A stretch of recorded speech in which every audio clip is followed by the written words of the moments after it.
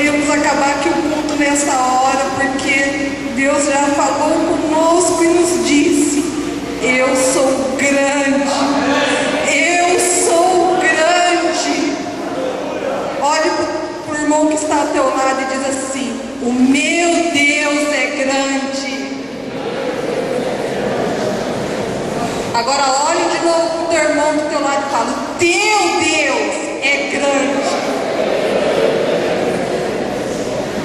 Amém, irmãos? Quem crê que Deus é maior do que tudo aqui? Amados, Deus é maravilhoso. Se pudéssemos ver realmente a grandeza de Deus, nós iríamos olhar para o nosso problema e dizer assim: nós não temos problemas. Amados, vamos abrir em Mateus 14.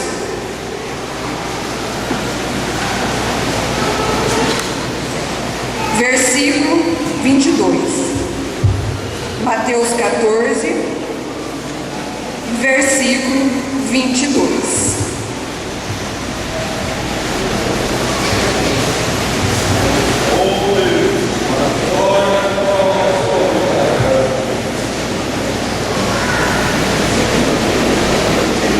Mateus 14, versículo 22.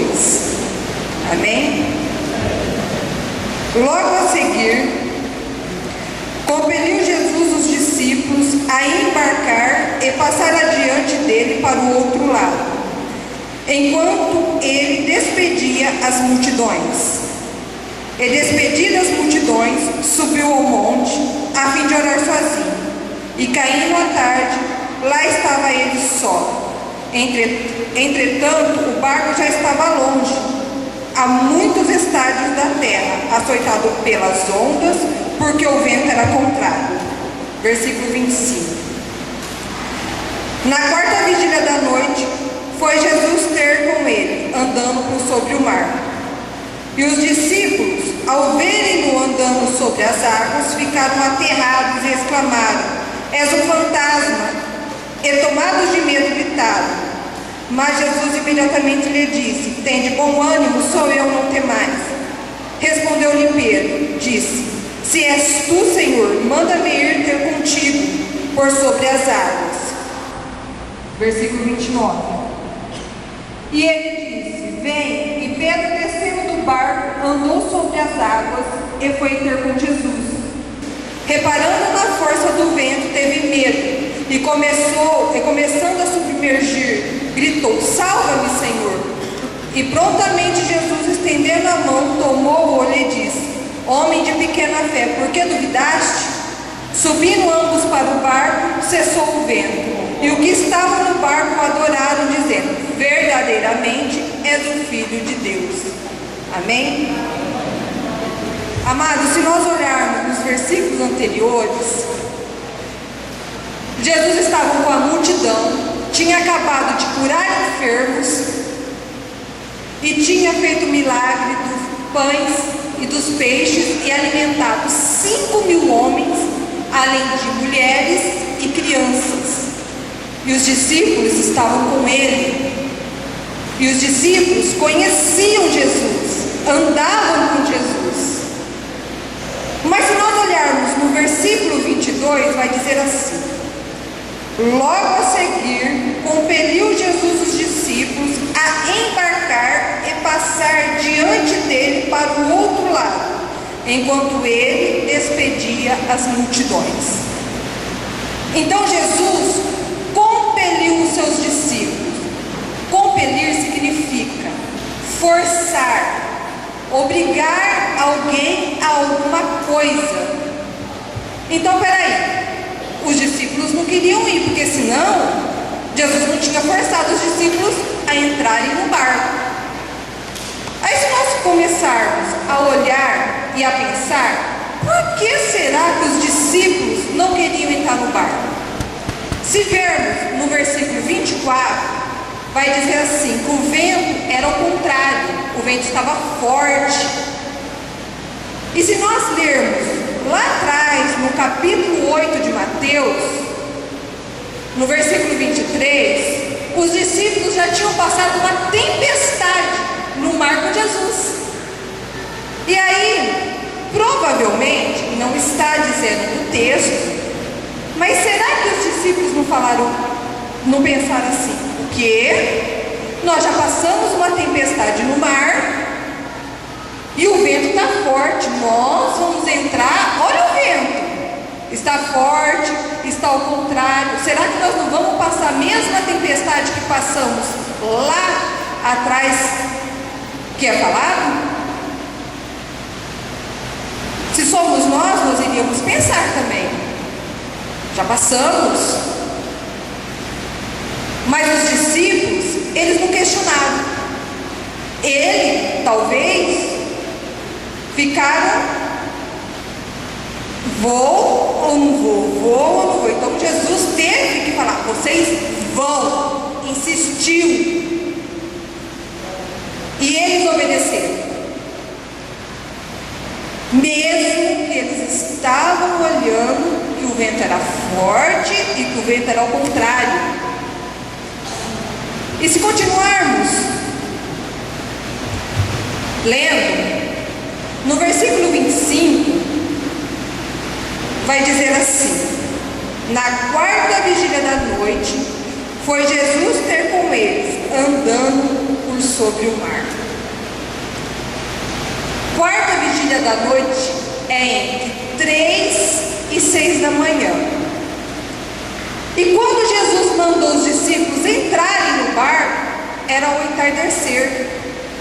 Provavelmente os discípulos entraram no barco e passaram quase que a noite inteira sozinhos, com vento forte que os jogavam contra, e eles iam se afastando da margem, eles iam indo ao contrário, eles iam se distanciando de Jesus, eles iam deixando Jesus para trás, eles iam indo, e Jesus só foi estar com ele entre as 3 e as 6 da manhã, que é a quarta vigília da noite. Até então, eles estavam sozinhos.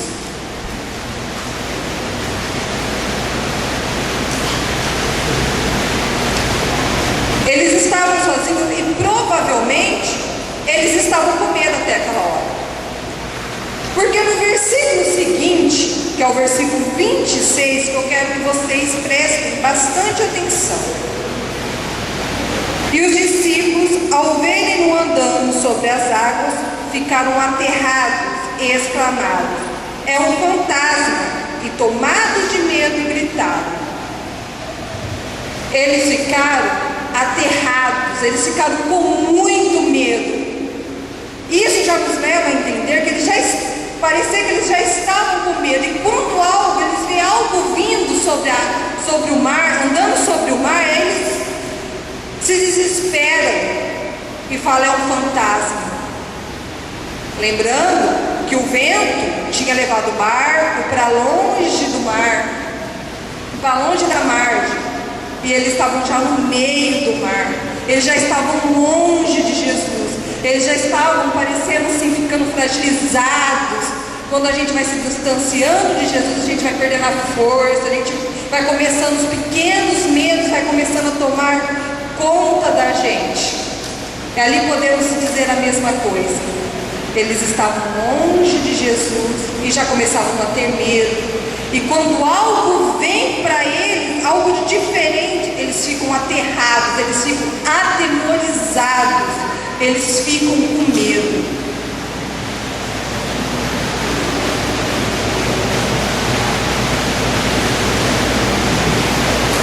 E os discípulos,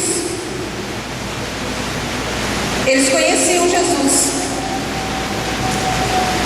como nós conhecemos, e nós cantamos nessa noite: quão grande é o meu Deus, quão grande é o meu Deus. E os discípulos conheciam Jesus, eles tinham acabado de ver Jesus fazendo milagre dos pães, dos peixes, curando, e não eram só esses. Os discípulos não tinham ouvido falar de Jesus, eles andavam com Jesus, eles viam os milagres, eles viam as curas, eles viam a libertação que Jesus fazia. Não era como Jó, que Jó, quando passou por aquela tempestade na vida dele, ele tinha ouvido só falar de Jesus. Os discípulos não, os discípulos andavam com Jesus. Quem anda com Jesus aqui nessa noite? Todos nós andamos, amados. Quanto de nós, quando começamos a passar por problemas, começamos a sentir medo? Olhamos para o problema e nos esquecemos quão grande é o nosso Deus. Nós nos esquecemos dos milagres que Jesus fez na nossa vida há um tempo atrás, ou talvez há um dia anterior, ou talvez naquele dia. Sabe por quê? O medo, ele nos faz ficar cegos, ele nos deixa surdos para ouvir a palavra de Deus. Ele faz com que a gente esquece dos milagres que Jesus já fez nas nossas vidas, ou talvez na vida do nosso irmão. Amados, o medo, ele começa a ficar maior do que o nosso Deus. E ali com os discípulos foi a mesma coisa. Quando eles viram que eles estavam longe de Jesus, longe, eles ficaram já com medo.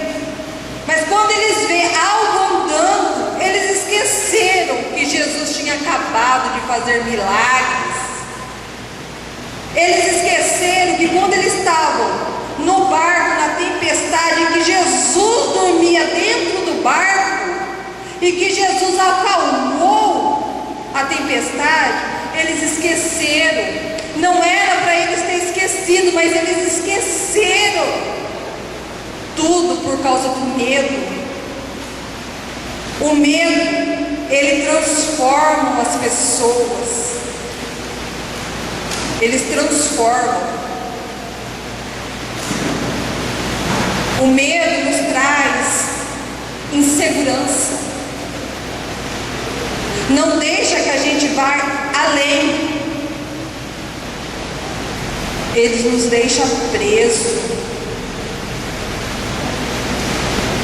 Deus, quando pegou Abraão e disse assim: oferece o teu filho em holocausto, o teu único filho. Será que ele não sentiu medo naquela hora? Será que isso não passou no coração dele? Meu Deus, meu único filho. Só que ele não deixou o medo dele ir acima. Ele colocou: eu confio no meu Deus. Enquanto Isaac fala: pai, cadê o cordeiro? Ele disse assim: Deus proverá. Ele